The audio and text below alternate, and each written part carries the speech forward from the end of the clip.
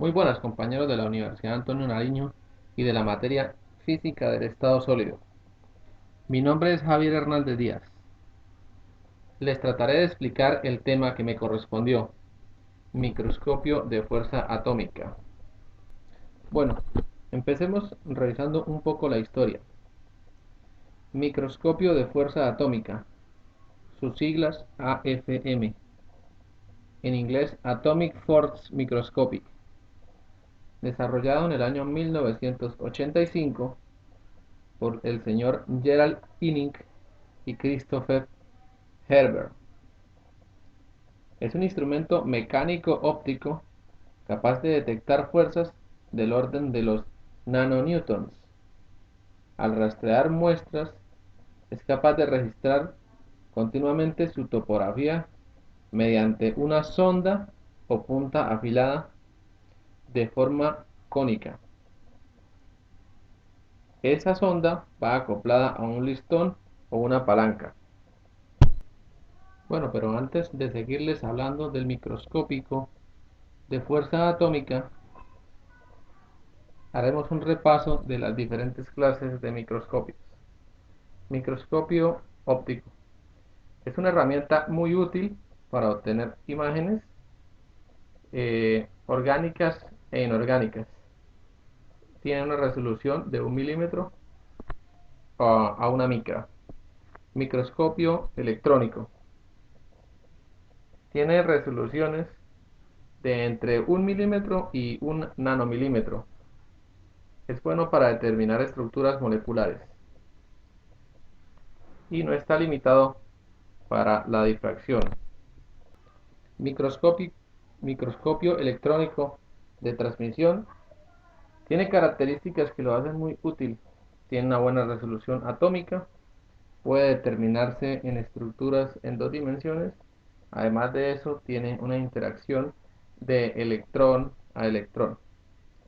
El microscopio electrónico de barrido tiene características como resolución atómica, pero necesitan vacío, debe cubrirse a menudo el espécimen, requiere características. Microscopio de efecto túnel o STM es un instrumento que permite visualizar regiones de alta o baja densidad electrónica superficial y de ahí inferir la posición de átomos individuales o moléculas. Se ha vuelto una tarea común en muchos laboratorios debido al bajo costo de este tipo de microscopio. Además de este, tiene algunas técnicas de barrido por sondeo, SPM. Ahora seguiremos hablando del microscopio de fuerzas atómicas, AFM. Este microscopio está compuesto de las siguientes partes que son las más importantes: micropalanca o cantilever, que en la punta es la que tiene una forma cónica, que es la que está haciendo el muestreo a lo que queremos revisar. Diodo láser, un diodo que se dispara a la micropalanca y rebota, y este láser lo recibe el fotodiodo. Y el tubo piezoeléctrico, que es donde se coloca la muestra la cual queremos revisar. Este tubo piezoeléctrico puede moverse en las tres dimensiones: en Y, en Z o en X, arriba, abajo, izquierda a la derecha. Bueno, seguimos hablando. Seguimos hablando de la micropalanca. Esta micropalanca generalmente está cubierta de aluminio, precisamente para que el láser, cuando choque, el diodo láser cuando choque en la micropalanca, rebote una haz de luz y lo reciba el fotodiodo. Eh, en la punta de la micropalanca se encuentra esta punta, se encarga de hacer el muestreo o el rastreo al material que queremos caracterizar. Se me olvidaba decirles que el diodo láser que impacta en la micropalanca es alrededor de 650 nanómetros. Bueno, aquí tenemos otra diapositiva en la que mostramos la micropalanca o cantilever, que como les decía está recubierta de aluminio. La punta está hecha de un material que es nitruro de silicio. Esta micropalanca tiene estas características. Tiene una longitud, tiene un anchor y un grosor. Y cumple con la ley de Hooke, ya que se comporta como un resorte. Bueno, en esta diapositiva podemos observar eh, dos ejes. El eje de la fuerza contra el de distancia o separación de la punta de muestra. Entonces, a medida que la distancia disminuye, se generan unas fuerzas atractivas, pero a medida que la distancia se acorta demasiado entre la muestra y la punta, la fuerza se hace repulsiva. A este diagrama se le llama diagrama de Lennard-Jones, en el cual se muestra hasta qué punto hay fuerza de atracción y fuerza de repulsión. En esta diapositiva encontramos los diferentes modos de funcionamiento del microscopio de fuerza atómica. Entonces tenemos los siguientes: en modo contacto, modo dinámico y modos dinámicos en líquidos. Los modos dinámicos se subdividen en modos de no contacto o frecuencia modulada. El otro es el modo de repiqueteo o amplitud modelada. En los líquidos está el modo acústico y el modo electrostático y magnético. Y acá en esta diapositiva tenemos los modos de funcionamiento. Está el modo contacto. ¿Cuáles son las ventajas? Alta velocidad de barrido, resolución atómica buena, cambios bruscos de topografía. Las desventajas son que las fuerzas laterales, posible distorsión en la imagen, posible aparición de fuerzas normales fuertes, combinación de fuerzas anteriores, puede disminuir la resolución espacial y dañar nuestras muestras blandas. En el contacto intermitente,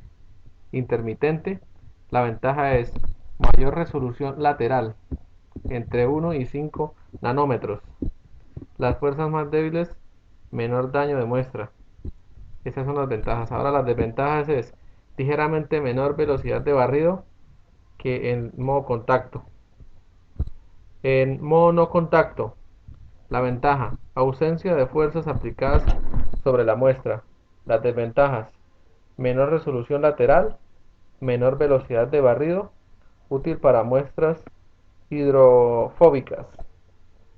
Bueno, entonces aquí vamos a mirar las tres formas de muestreo. Tenemos la primera, que es la de contacto, donde nuestra micropalanca con su punta está muy cerca de la muestra o está haciendo el rastreo. Y aquí tenemos un diagrama físico de lo que sucede. Que en este modo de contacto se generan fuerzas de repulsión, mientras que en el modo de no contacto se generan fuerzas de atracción. De esta manera, en el modo de contacto intermitente, el microscopio puede trabajar de dos maneras: la frecuencia modulada o la de modulación, donde la punta está resonando. Y aquí encontramos la gráfica de amplitud de oscilación y amplitud de trabajo. Bueno, en esta diapositiva podemos ver el fotodiodo detector, el cual consta de 4 cuadrantes.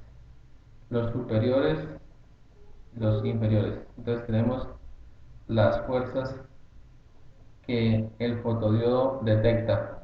Tenemos las fuerzas normales, que es la resta de la suma de los cuadrantes superiores y de los cuadrantes inferiores. Y tenemos las fuerzas laterales, que es la resta de la suma de los cuadrantes laterales. Y aquí tenemos la sumatoria de todas las fuerzas.